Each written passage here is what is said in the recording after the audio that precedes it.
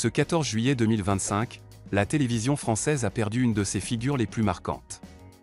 Thierry Ardisson, l'homme en noir, s'est éteint à l'âge de 76 ans, des suites d'un cancer.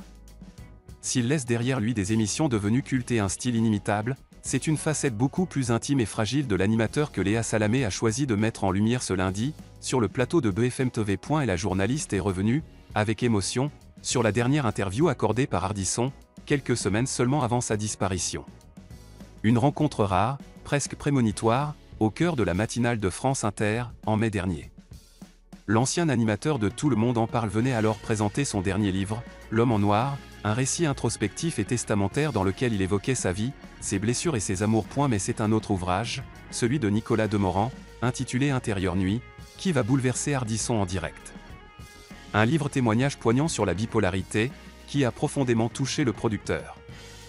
Son livre, Il m'a explosé, avait-il confié au micro, visiblement ému. Et d'ajouter, les larmes aux yeux, j'ai les larmes à cause de Demorand. Une rencontre sincère et inattendue. Léa Salamé se souvient avec une clarté troublante de cette matinée hors du commun. Il arrive dans les couloirs de France Inter et me dit, il est où, Demorand? Il ne le connaissait pas personnellement.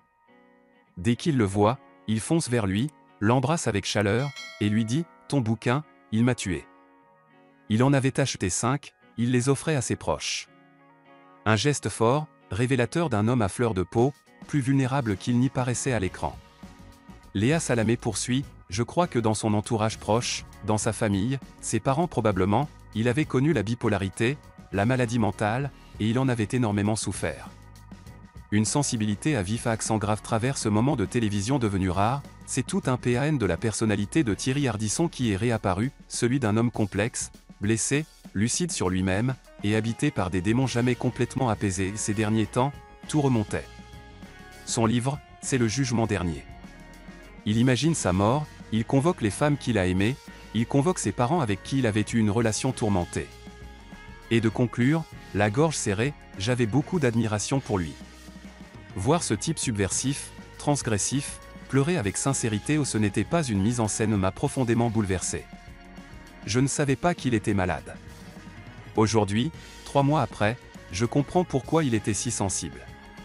Une dernière apparition, une dernière vérité. Thierry Ardisson, homme de mots, de mise en scène, de provocation maîtrisée, avait laissé tomber le masque pour un instant de pure vérité. Sans faux semblant.